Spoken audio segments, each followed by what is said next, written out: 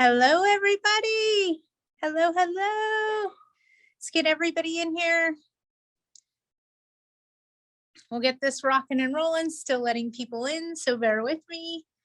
Hi, happy Wednesday. How's everybody doing? Can you guys hear me okay? I don't want to yell or be obnoxious, but I can if you need me to. How's everybody doing? I look old today. Can you guys hear me? Are you out there? I know Val's probably typing, but I can't see her, unfortunately. Is anybody out there? Is everybody here? Hi, Patty. I hear you. Where are you guys? You don't look old. You look great. Oh, thank you. Hello, Miss Hilda. I see you too. Hello, hello. Hi. I got some information to report. Hello, Val. I can see something. Hang on. I can't see you. It's gone again. So somebody please copy and paste for Val and tell me what Val's saying because I can't see her. I can see it real quick, just like Val's talking, and then I can't see what she writes. So if my people would be so helpful to me and make sure that I hear Val, that would be greatly appreciated. Thank you, Hilda, for helping. You guys are, yeah, I can't see you, but Hilda will speak for you. Teamwork, baby. All right, I got some news. I got some news. Can you tell I'm excited? Are you ready?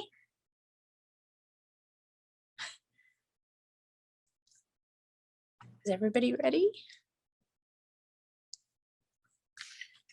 I know that many of us, and I'm still letting people in. Hang on, still letting people in, still letting people in. Okay, you ready? Hilda's gonna love this one. So I don't know how many of you have been affected by the tenants filing a motion at the very last minute after they get that lockout notice. So you know the new tenant tactic where they're sitting quietly in the house and waiting for the sheriff notice to be posted on the door. Then once that notice is posted on the door, they go file a motion with the court to recall the writ, set aside the judgment, and allow them 5 days to file an answer. You remember what I'm talking about? That new tactic? We're starting to see judges rule against it.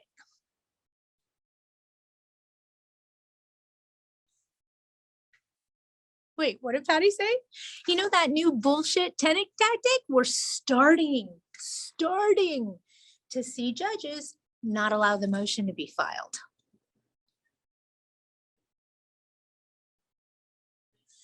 Okay, Hilda's like, yes. So that's really good news for us, okay? In other counties besides LA, this has been a huge tactic that we've been seeing come about. It's starting not to fly. Judges are not ruling in favor of extending it and allowing them the 5 days to file an answer. So we are seeing some changes in the industry in our favor. Okay, so you know that stupid little new tactic that tenant advocate groups are telling their tenants, oh, supply and demand, you know, we can't keep up, wait until the sheriff posts that notice on the door. We're now seeing that that motion being filed is being not granted by the judge. So we're starting to see that that tactic that they're using against us isn't working. I'm excited about it. I'm really excited about it. Nothing is more frustrating than having to tell you guys when you're ready to say goodbye, get out, you gotta go. Nothing is more frustrating than having that tenant file the motion and pull the rug out from under us, so to speak.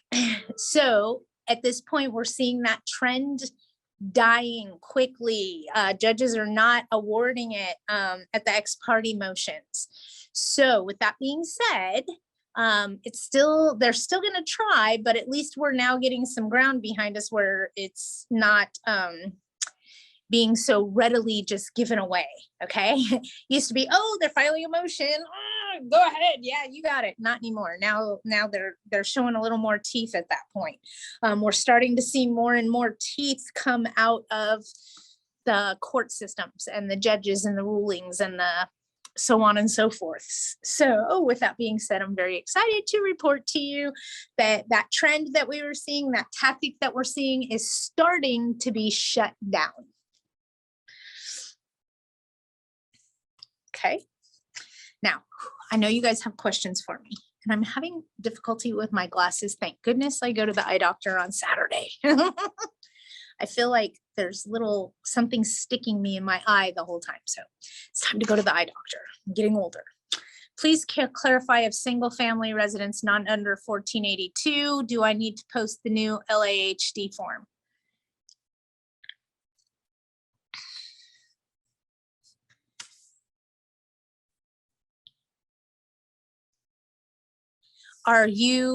I'm talking about LAHD form, okay? If you're not under 1482, are you governed by an unincorporated city? So this is the part you're missing, Arlene. If it's RSO, and that applies for unincorporated cities in the county, then you have to post the notice. So if it's City of LA, or governed by city or governed by RSO, meaning unincorporated city in LA County, it's required. Property is in, okay, you got that, Arlene? Property is in Larso. Tenant has unpaid back rent. He submitted the self notification last month stating that he was not able to pay February's rent. Now it is March 8th. He didn't submit a self notification for the month of March. What should I do?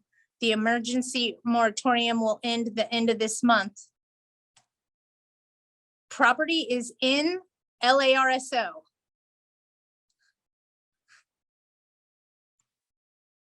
Did you serve a 3-day yet, Ivana? If you didn't serve a 3-day, serve a 3-day for March. If he doesn't self-certify, start eviction.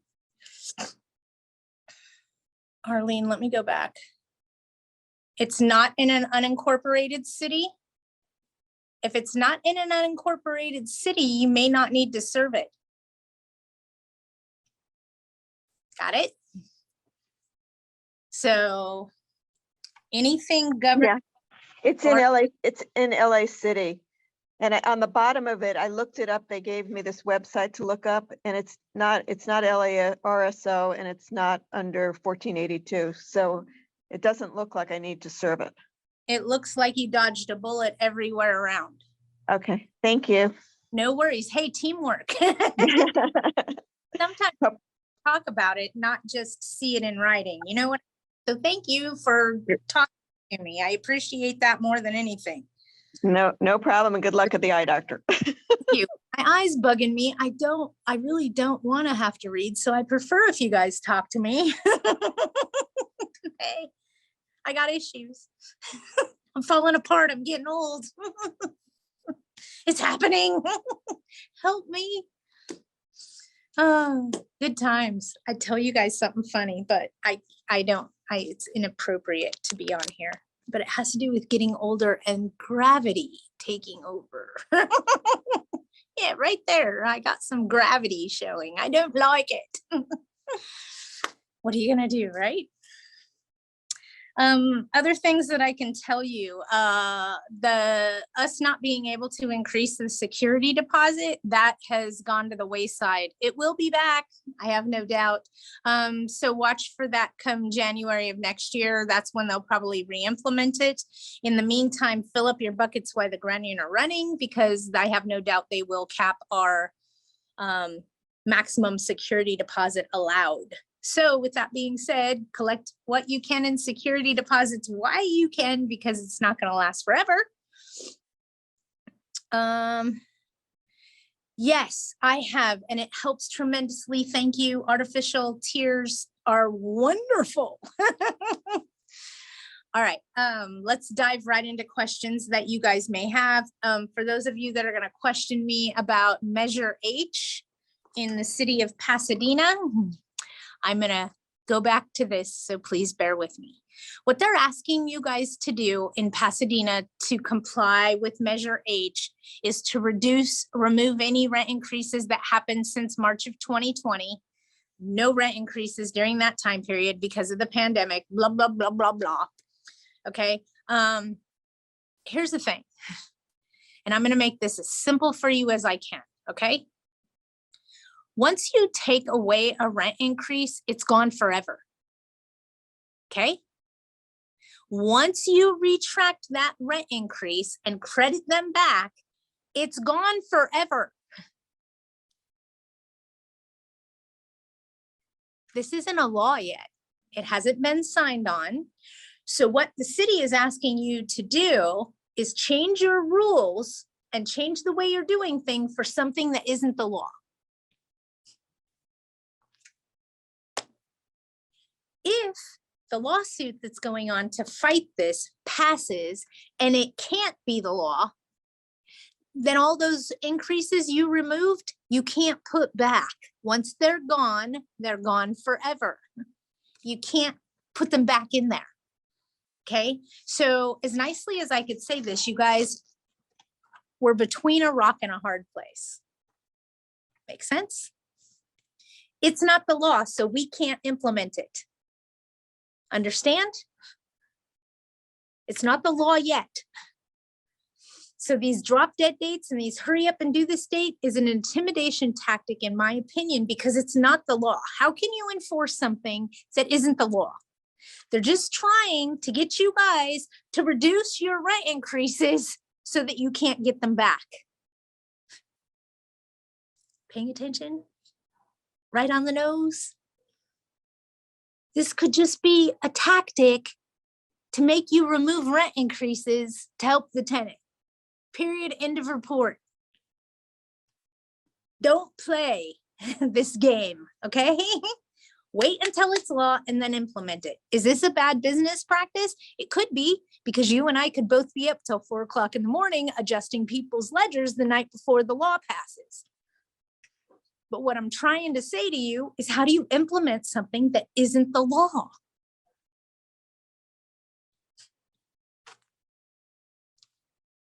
Once you take it away, it's gone forever. So I'm encouraging you not to be so quick to adjust your ledgers to meet their requirements, because it's not the rules yet. It's an idea. This is what the rules may be in the very near future. And they gave us drop dead dates we can't adhere to because it's not the law. I know it's very confusing, and I'm sorry for that. But I'm going to say this: if you're dealing with Measure H, do not pass go. Do not collect $200. Shelter in place. Error on the side of caution. Make no sudden movements, but be ready to make a sudden movement if we need to. That's all I'm saying about Measure H. I hope that all clicks with you guys. They're all forcing us because they gave us this drop dead date, but it's not the law. What they're trying to do, in my opinion, is get us to remove those rent increases, adjust the tenant's ledger, give them credit. And then what do we do if that law doesn't pass? We can't get those back. We can't undo what we did. We are not I Dream of Jeannie. Boing. It just doesn't happen that easy. Okay, so please keep that in mind. This may be an intimidation tactic, and I'll leave it at that. They may be intimidating you to do the wrong thing for you and the right thing for the tenant. Make sense? I'm trying, you guys. It's not the law. You can't implement something that's not the law. You can't get arrested or go to jail for doing something wrong if the thing you're doing wrong is not breaking the rules, because it's not a rule. Make sense? I know you said to, I see you, Val. Holy crap, can I still see you? Val, I see you. It says Val Clark to everyone. I see you, Val. You can hide, but you didn't hide this time. Sorry. I know you said to only increase security deposit to match rent increase. Fine. Let me explain that, Val, just for people that are listening or reading or whatever. If you're raising the rent once annually, you can also raise the security deposit once annually by the same amount you raise the rent, not a dollar amount, but by that percentage. Example, if you can only raise rents by 3% and you're governed and you can only do 3%, you can raise the rent 3% and the deposit 3%. Okay, everybody got that? Okay, what about how to just increase the security deposit? And yeah, 30-day notice of change of terms of tenancy. Exactly. I have a renter who was short on the deposit. Example, rent equals 900, security deposit 600. Got it.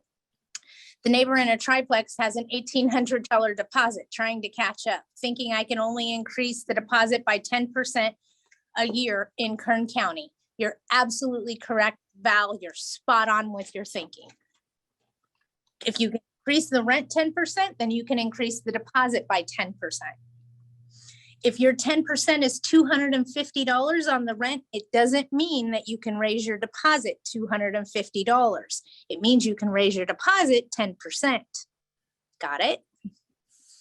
So if you have a $600 deposit, you can only raise the deposit by $60. But Patty, Yes. I have a question about that, two questions. Yeah. One, if you are initially requesting 2 times the rent, Mm-hmm. and you're increasing your rent, if you don't increase your security deposit by the same amount of money versus the percentage, then you won't have the 2 times rent.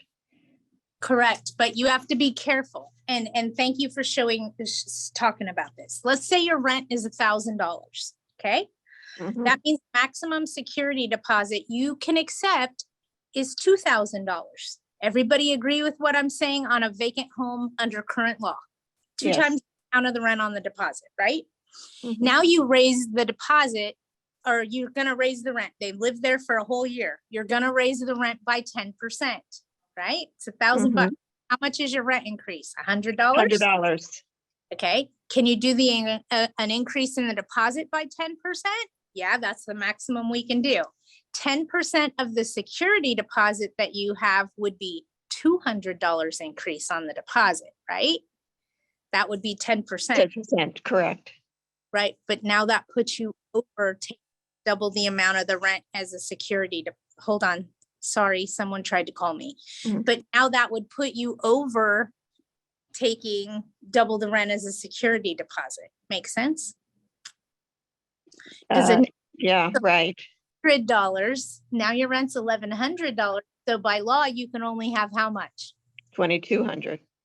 Right, so now you're doing a 10% increase on the deposit amount and you can increase that $200. Got it? Mm. If your deposit, because you're doing an increase of 10%. If your deposit's only $600, well, let's do 500 because it's easy for me. The rent's you can only increase your deposit by how much? $50. So at some point, your security deposit will never. So you're not doing, yeah, I see what you're saying. So you're not even doing a percentage of the initial security deposit. You're doing whatever the rent increase is. So you're not figuring it off of the security deposit funds. Correct. You can only increase 10%. So if your deposit is $500, you can only increase by $50. Right. That's 10%. But that's of the, okay, so that's year 1, okay? Now year 2, that 10% is now of the 550, not the 500. Correct. Now Okay. it's clicking. Okay. Yes. So, right, so if you've been doing it differently for 20 years, now what? You're play catch up. If you only have a $600 deposit and you can only increase it by 10%, that's $60 this year.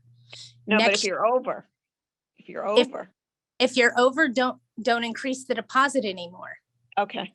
Okay. You can't. Okay. Yeah, I see what you're saying. Okay. All Okay. right. I just But didn't know if I had to refund or how. for Okay. the most part, people are under the deposit amount. They have very small deposit amount, 400 bucks, 600 bucks. And 20 years from now, they're going, damn, I should have asked for a higher deposit. No, you have to increase it annually. Mm-hmm. That's Okay. what I'm trying to get you to do. So that 10, 20 years from now, you don't have a $400 deposit. Come Mhm. on, not even going to pay the locksmith. Right?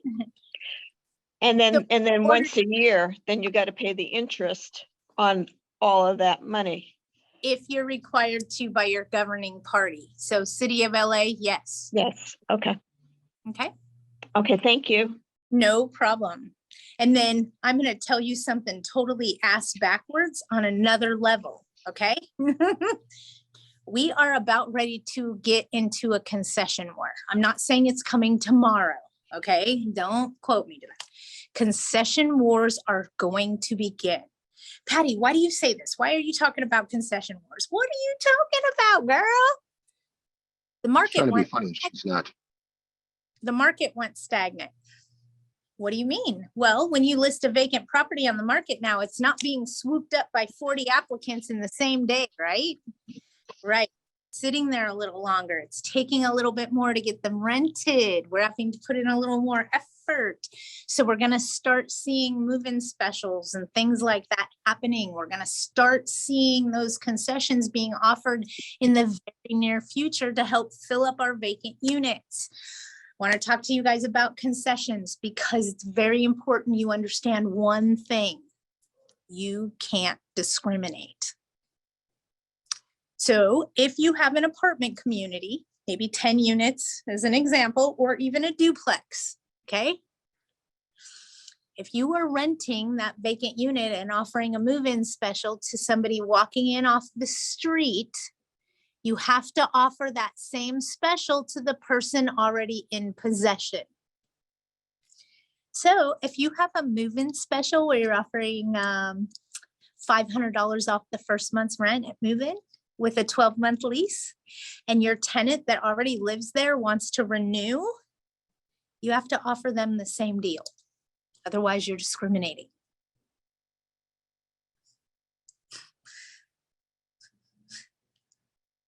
I know. You're processing. I see my Roadrunner rolls going, what? Wait, what? What are you guys talking about? What are you doing? Pay attention. What you offer to one person, you have to offer to all. You cannot discriminate against somebody that's already your tenant versus somebody that is not. So you cannot say for new residents only. That's discriminatory. Okay, so whatever you're offering to Joe Blow walking in off the street, you got to offer to the people that want to renew. Otherwise, here's what's going to happen. They're going to give you 30-day notice and they're going to turn around and reapply for a new unit. They're going to apply for that unit. They're going to qualify and you're going to have to rent to them. But now you goofed. How did I goof? I didn't goof. Yes, you did. You goofed. Because you could have left that tenant in the same unit they were in and just offered them the deal. Now you got to flip another vacant at your expense. Don't allow them to move from one unit to another. That costs you money because you have to get that new unit rent ready, right? If you leave them there and offer them the deal, you're not spending money to get them in a new unit and flipping another vacant. So just offer them apples for apples, what you're offering the new person off the street. Everybody got that? You cannot, I repeat, you cannot discriminate against a resident and an applicant. Everybody's bitching right now. All of my on-site managers, all of my for-profit property managers are going, what are you talking about, Patty? What are you talking about? I am telling you, you cannot discriminate. You have to offer everybody the same deal. This is when a term might come in handy. You know, a 6-month term, something like that. Lock them in for 6 months, just saying. Big deep breath. You guys can ask me questions about that. I know I'm going to get a butt ton of them. Here they come. Oh my God, that's nuts. Oh my God. Okay. Let me go back to Val because I didn't even answer a question. Squirrel. Hang on. Oh my goodness. There's a lot going on here. Okay, sorry. Val, I know why you said the increase the security deposit to match the, what about to just increase the security deposit 30-day notice to change the terms of tenancy? Yes, Val. The neighbor in the triplex has an $1,800 deposit, trying to catch up, thinking I can only increase the deposit 10% a year in Kern County. You're spot on, Val, spot on. I understand with a furnished unit, you can collect current rent plus 2 months deposit. No, you're wrong, Geraldo. You're wrong. I understand with a furnished unit, a fully furnished unit, you can collect the rent plus 3 times the security deposit. So let me, what constitutes a furnished unit? Would a new fridge and stove count? No, it goes bed, coffee table, nightstands, dresser.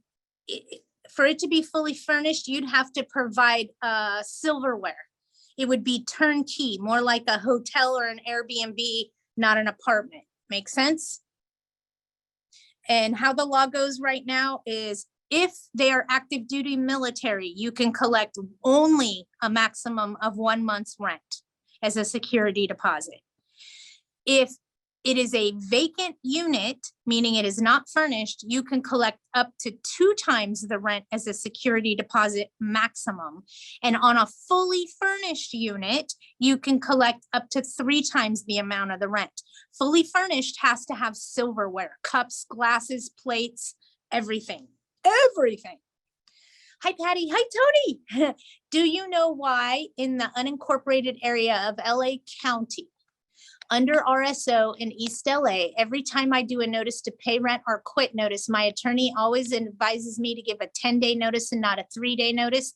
I usually send a letter along with a copy of the notice and a copy of the proof of service to the DCBA certified with return receipt. Why 10-day notice and not 3-day notice? Does it protect me from something from there? Can you ask my attorneys, your attorneys there? Yeah, I could tell you what it probably is. It's probably written that way in your rental contract, that a default requires a 10-day notice and not a 3-day. So it probably says something in your written rental contract. Got it? Okay. Just let the others default to a month to month. Month to month. So let's go back to concessions, just because I know this is going to be a big problem in the very near future, and I want my people to know what the rules are. If you're offering a concession, and I'm going to throw one out there, okay? $500 security deposit moves you in. You're all going to say, Patty, why in the hell would you do that? Why would you only take a $500 security deposit? Let's talk about the $500 security deposit. In a perfect world, that's not your money. In a perfect world, you'll never touch that money. So if you're offering a discount on move-in inspection, if you're offering a discount on move-in expenses and you're waiving part of the security deposit or a large portion of it, you're most likely going to want to do that on approved credit, AOC. Okay, so sometimes you'll see the sign, $500 moves you in, AOC, on approved credit, but they're asking for a 750 FICO score to get that $500 move-in security deposit bonus. I've done it before. I've used that in a market. I just actually recently wrote an article about its concession time. You'll actually be seeing that in Agla's magazine coming out, and I want to talk to you guys about it, okay? When you offer something like that, you always want to offer it OAC, on approved credit, and make the approved credit for that particular transaction much higher. In other words, you have to have a 750 FICO score. And if they apply and they don't have a 750 FICO score, it doesn't mean you're going to deny them and they can't rent from you. It means you are going to approve them. They're just going to have to pay a higher security deposit and not get that $500 one. So we don't want to push them away with that. We want to reel them back in, okay? And say, oh, unfortunately, you didn't qualify for the $500 security deposit. I could still rent to you, but the deposit's going to be $1,000. See how that worked? So you're getting them on the hook and you're just reeling them in, okay? But I can't tell you guys enough. If you're offering it as a move-in special and somebody's already in possession and they're on a month-to-month and they say, I want that special, you have to give it to them. Otherwise, you could be guilty of discriminating between a resident and an applicant. Good God, don't. Okay, don't do it. If you do for one, you have to do for all. So remember that when you're offering concessions. And one of the first concessions we see from corporate America is we're waiving your screening fees. If we're doing a lease renewal, we're not going to rescreen them.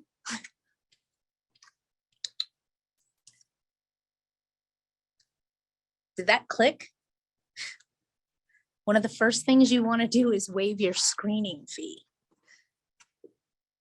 Why? Because if you're offering that to a resident versus an applicant, it doesn't harm you at all. A lower security deposit, they're already in possession. We allocate deposits once possession has been rendered. So if you mess with the security deposit and you mess with your screening fee, it's not going to mess with the people that are already in possession. Got it? I hope that like clicked for you guys. I hope that just went poof and your minds are going, woo. Sorry. I know I'm a nut.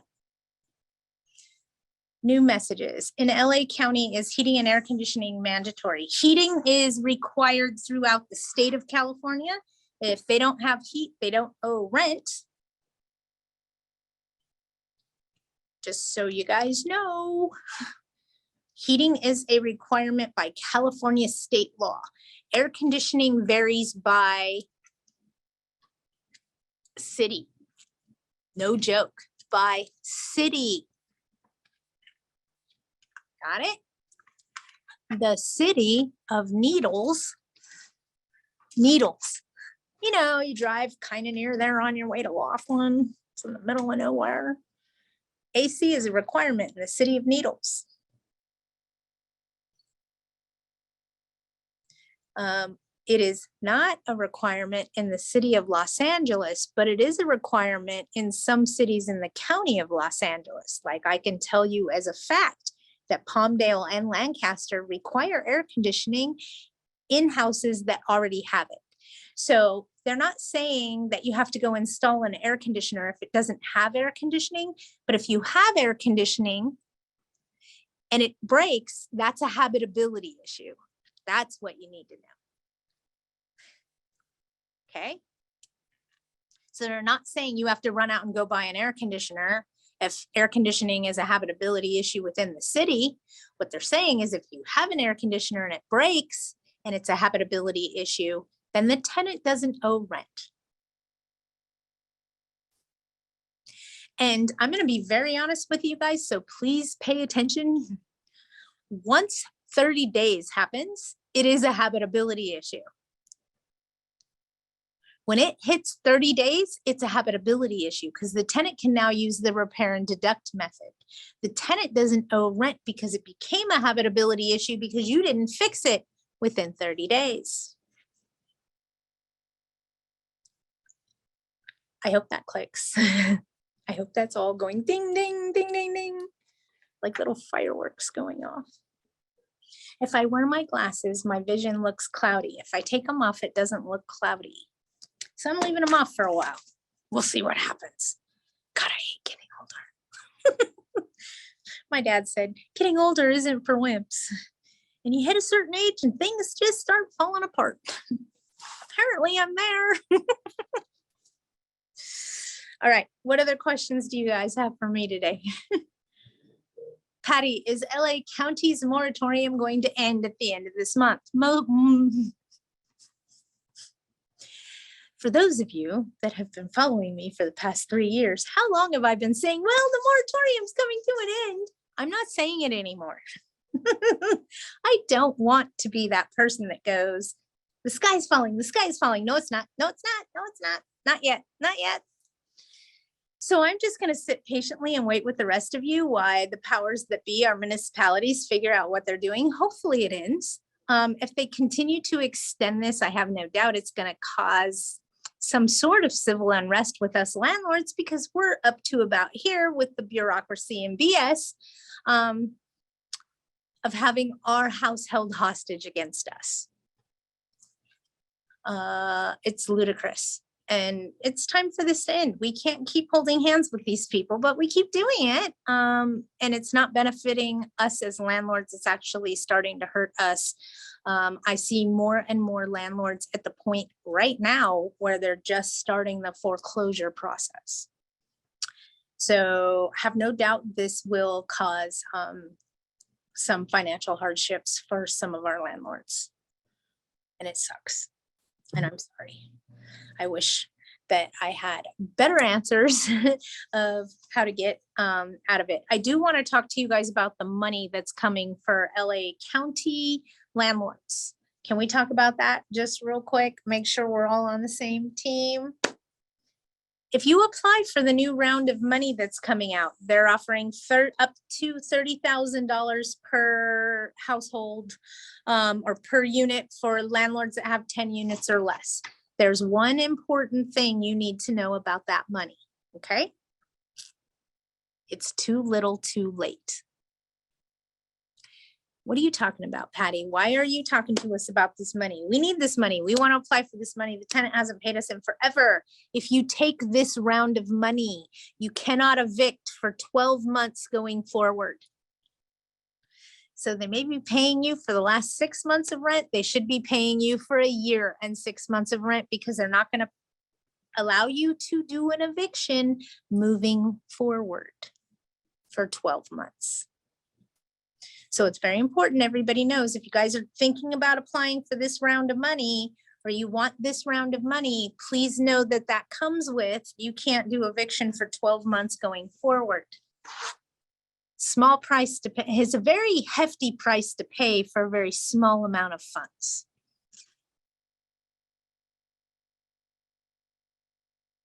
Yes, I'm trying to make you think. I am frozen for a reason. Okay, let me go back and see what else we got.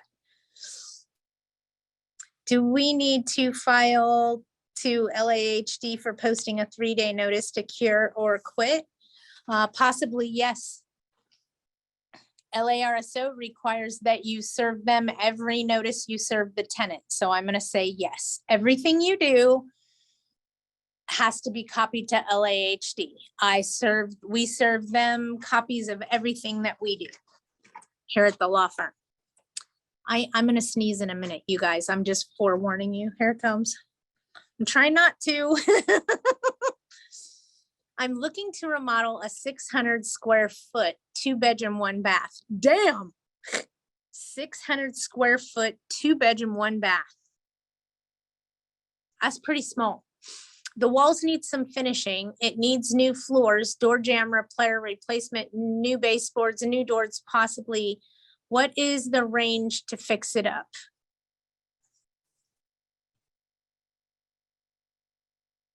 I don't know what you mean by walls and, oh, walls need finishing, door jamb repair, replacement boards.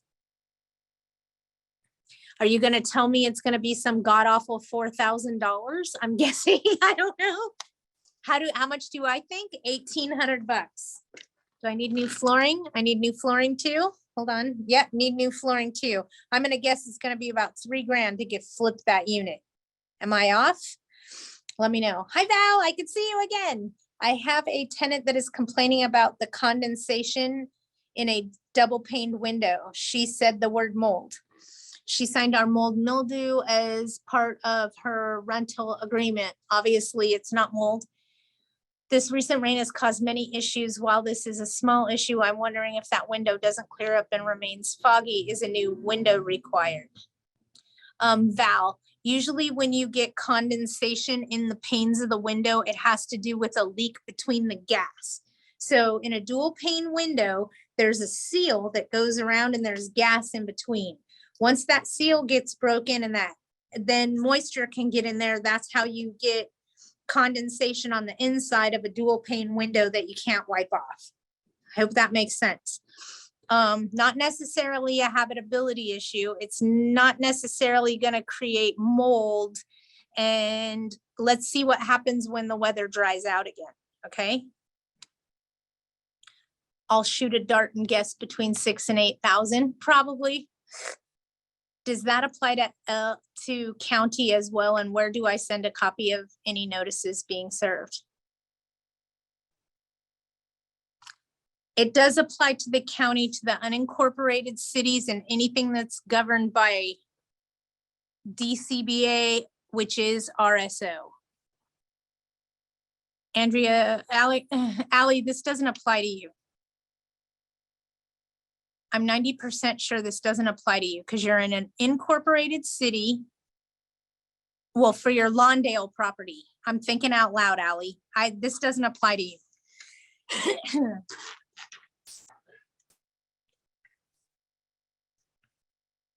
If a unit has a wired doorbell, but it is not working, and to fix it will require a major repair such as opening walls. If we replace it with a wireless door, it should say wireless doorbell.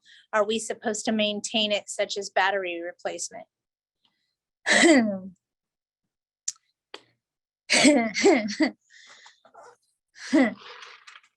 Okay. I'll play the game. I hate doorbells. Okay. Hate them for this reason. So usually what happens when a doorbell goes bad is a wire falls off inside the wall somewhere and a short happens, and it's a nightmare to try to chase it. You pretty much have to rewire it. And considering that the walls are already in place, it's a very hard, daunting task. So I've had these situations in the past, and every time I've had one, I've done the same thing. And it's exactly what Allie's talking about. Go buy the wireless one. It's a battery. It takes a AAA battery. It has to be replaced every 2 years, roughly, unless they're playing a lot of ding dong ditch. So I would just let the tenant know, yes, you're responsible for letting me know or replacing the battery. I mean, it's one AAA battery. Give them $1 every 2 years. Who cares? Just saying. That wireless doorbell works great. No problems, no issues. And I've replaced many hardwired doorbells with that wireless program. You could buy them on Amazon. They're pretty cheap. They're extremely durable. They they hold up well over time. I can speak, I promise. And I hate doorbells, hardwired doorbells. I hate them for that reason, is that wire falls off somewhere. It causes all kinds of problems. But yeah, that's the easiest way, is buy that wireless one. No laughing. Hey, come on. I'm not laughing. I'm laughing with you. I've done it before. You're asking me if you can do something I've been doing for over 10 years. So yes, you can. That's why I'm laughing. When do we do smoke alarm inspections? Smoke detector? Smoke detector. I do a preventative maintenance inspection twice annually. Spring forward and fall back when the time changes is the best time to remember that you need to do those. So that's, I'm sorry, I need help managing my day-to-day life. So what I do is silly, stupid, but it works for me. Do you guys want to know when I do all my rent increases? In February. Do you want to know why? I'm single. Shouldn't I get a Valentine's Day present? It's how I remember when to raise my rents. Oh, Valentine's Day is coming. I'm going to get a Valentine's Day present. Watch. I'm going to get a rent increase. You guys laughing at me? And then I do my interior inspection, spring forward, fall back. Good time to remember you got to change your clocks anyway. If I don't tag everyday life in my business and reference something that goes with my everyday life, I would lose my mind. So yes, on Valentine's Day is when I do my rent increases. You got to do what works for you, okay? A friend of mine has investment property and she does rent increases on her birthday. That way she always gets a birthday present.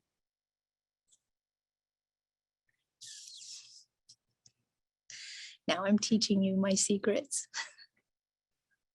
There's a lot of moving pieces to managing your own investment property. And if you could clue it in with something that happens to you on the regular basis anyway, it just makes sense.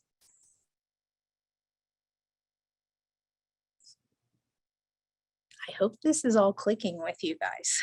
But yes, I do rent increases on Valentine's Day just because it reminds me that I'm important too. And I need something nice too. And I have a friend in the industry that does all her rent increases on her birthday. Hey, she remembers to do them annually. So I guess it's all in perception and what we utilize to help us with our day-to-day operations, right? And I take full advantage of the time change. We got one coming up, right? So it's going to be time for me to doing my inspections.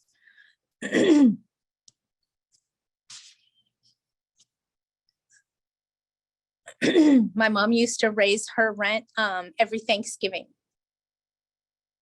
Thanks for giving. I mean, if you guys don't have fun with this in some way or make it a little lighthearted for you so that it all works and combines, you're going to ram your head into the wall every day and you're not going to want to do that for very long. So you got to find the little things that help remind you what you need to be doing to keep you going. It works great. Okay. You just got to utilize it. I have a tenant with 4 burners. Hold on. I have a tenant with 4 burners. The simmer burner does not turn due to accumulation of dirt and grease. 3 functional burners. Waiting for valve to replace it will take up to 2 weeks to get the part. The tenant's not happy. If a repair person cannot fix it, do I need to replace with 4 burners? Yes, you probably just need to buy a new, Hilda, why can't I think of what it's called? I almost said pop-up assembly, you guys, and that's the stopper in a sink. So that's not what that's called. But there's something that it's called, and it's actually an accumulation of dirt and grease due to improper housekeeping. So an accumulation of dirt and grease, how long has the tenant lived there? Was that a new stove when they moved in? Because if so, it could be an accumulation of their dirt and grease. And here's the reality. They still have 3 working burners. So it's not a habitability issue. It's an inconvenience. Okay. They still have 3 working burners. It's not a habitability issue. It's an inconvenience. If the oven's not working, it's a habitability issue. Okay. It's called something. It's some kind of valve. Yeah, but it's got a name.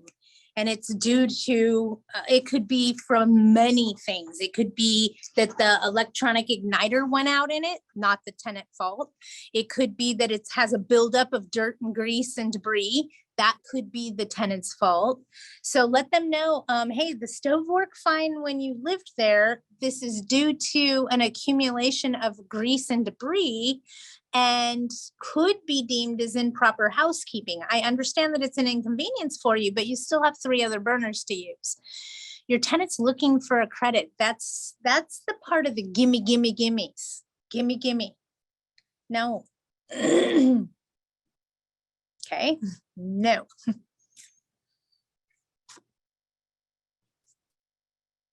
Yes, the electronic igniter could be bad, or it could be, there's something in there that has to do with that.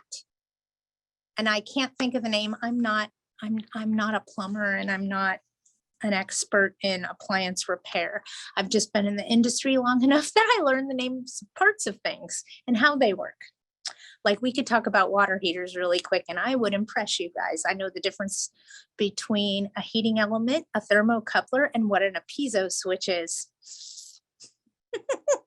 How about you? Do you know what a thermocoupler is and how it works? The things we learn in this industry. I'm also an expert in toilets. Who would have ever thought that I would know how to adjust a float on a toilet? I'm also really good at lighting water heaters in high altitude, just so you know. Lived in Big Bear for a while, you know, hey. All right, you guys got anything else for me? I know I'm being a goofball today. Kind of have to be. We're getting closer to the end of this pandemic garbage, and I'm happy about it. Have the appliance repair person put in writing what the cause is. Costco has burners that can be put in a counter as a temporary fix until parts come from China. Yes, they do. You can also order it on Amazon. It's like an electric burner.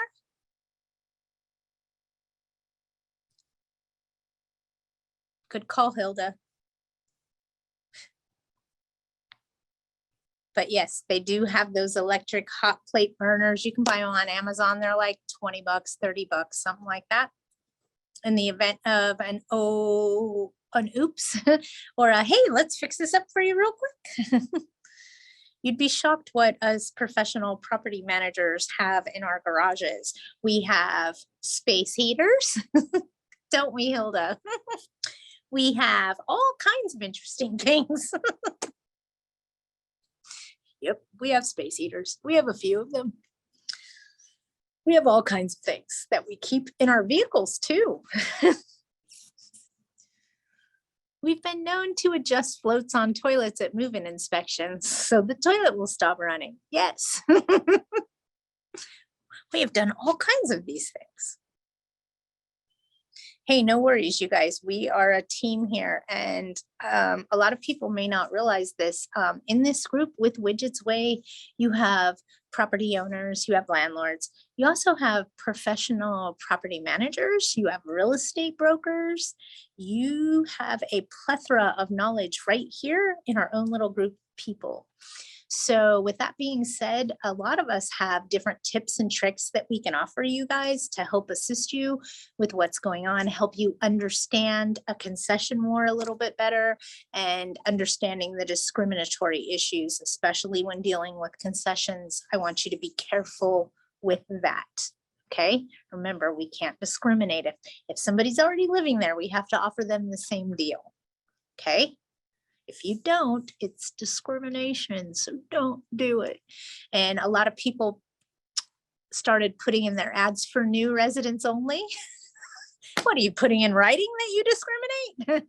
Don't do that either. It don't work.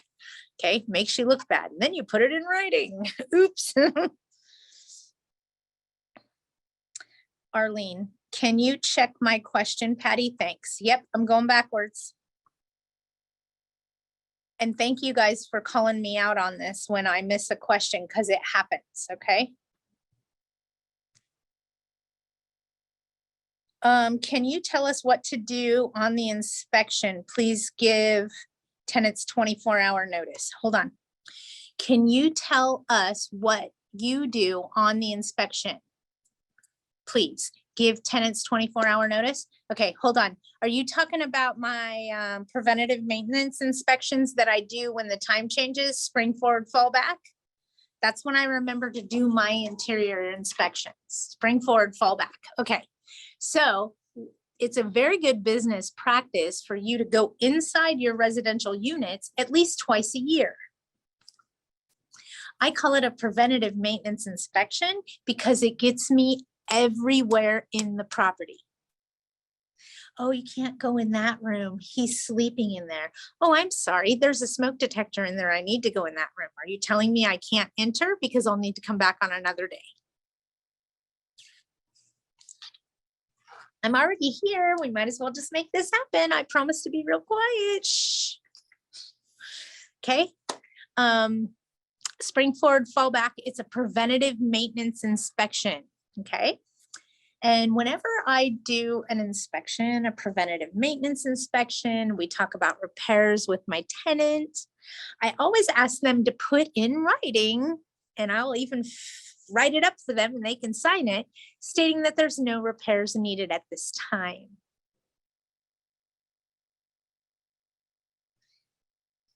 Anytime you do an interior inspection, ask them, are there any repairs that need to be done? You're here all the time, I'm not. So I don't know if that cupboard makes a funny noise every time you open it because the hinge is about to break. It happens, you guys. But they live there all the time, you don't. So ask them, do you have any repairs that are needed? If they say no, okay, can you sign right here saying that there's no repairs needed as of today? Because next month, when I put you in eviction court for God knows whatever reason, and you say that I'm not providing you a habitable dwelling, I'm going to pull this note out and use it against you. Wink, wink. I'm glad you don't need any repairs at this time. Could you sign right here letting us know that? Perfect. Thanks so much. I'll let the owner know. You have a great week. Bam.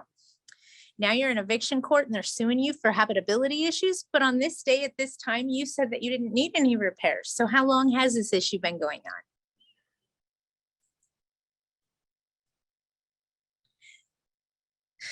Yes, I will use your own signature against you. Who, me? Never.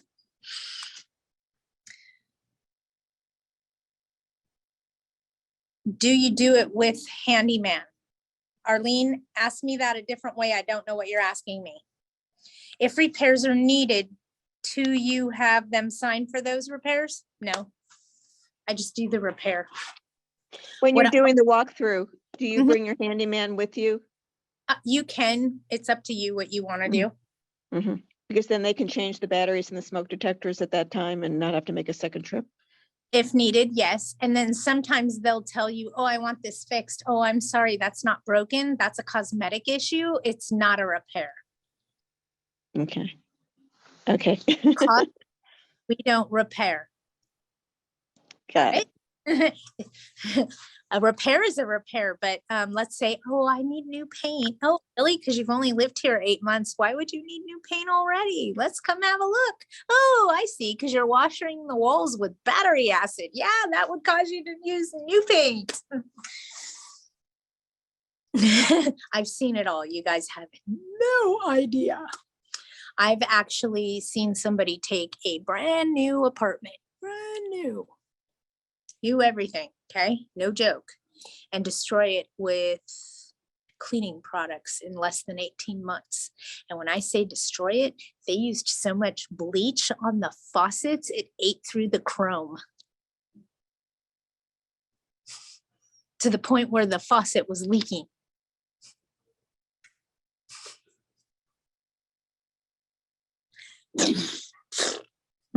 Sorry. I've seen some weird things happen, okay? I'm just saying. So 18 months, or I'm sorry, twice a year is a good time to go in and do your preventative maintenance inspection. In the event they don't have any repairs that they can think of at the time, have them sign that no repairs were needed on this date at this time, because later you might need that in court. Okay, just saying. You may be evicting them 6 months from now, okay? And they may get angry and say, well, you've never fixed the heater. I've been in that house for 4 years with no heat. You're gonna now pull out all those, I don't need any repairs at this time, and use them against them. See how that worked? Sometimes what you're doing isn't for you right here, right now. It's for you 6 months from now.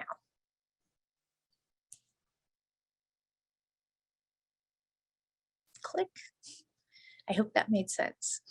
What you do right now may help you 6 months from now. If you don't do it right now, 6 months from now, you may be in a whole world of hurt because you didn't do it right now. Okay. That's what we mean when we say document. That's what your attorney's talking about when they say document it. Document. Have them put in writing and sign and date that on this day at this time, they had no repairs in the property. Because we don't want them to use that against you a year from now, 2 years from now. So check this out. Now, when my tenant tries to sue me for habitability issues in small claims court, I have in writing signed by them twice a year for the last 4 years that they didn't need any repairs. Now they're trying to sue me for habitability issues. You bet your butt I'm going to use those documents against them. Who, me? No. Okay, so that's how that works. So when you go to do your preventative maintenance inspection, I always walk around the outside of the house and ask them about the paint on the eaves. You know why? They don't pay attention. And it makes them think differently. Oh, she really is here to look at the house. No, I'm not. I'm here to spy on you. But me looking at the eaves leads you to believe that I'm actually there to look at the house. Smoke and mirrors, folks. All right, if nobody else has anything, I'm going to let you guys go. Have a wonderful week. And yeah, if they have repairs that are done, just have them, all the repairs were completed today. Ah, they were all completed today. That way you're not documenting everything that you fixed. It's just everything's been fixed. Okay, thank you. Thank you, Victor. If you guys need anything, you know how to find me. I'm going to get off of here. Have a great week. I'm excited. March. I don't know why. Maybe St. Patrick's Day is coming. I don't know. But this month I just feel a burst of energy. So watch out. If you guys need anything else, you guys know how to find me. You have any questions or concerns, I'm just going to scan through. Thank you guys. I couldn't do this without you. And that's why we do this. So we're all sharing knowledge and being successful with our investment property. All right, you guys have a great week. Hunt me down if you need me. I'll talk to you soon. Bye.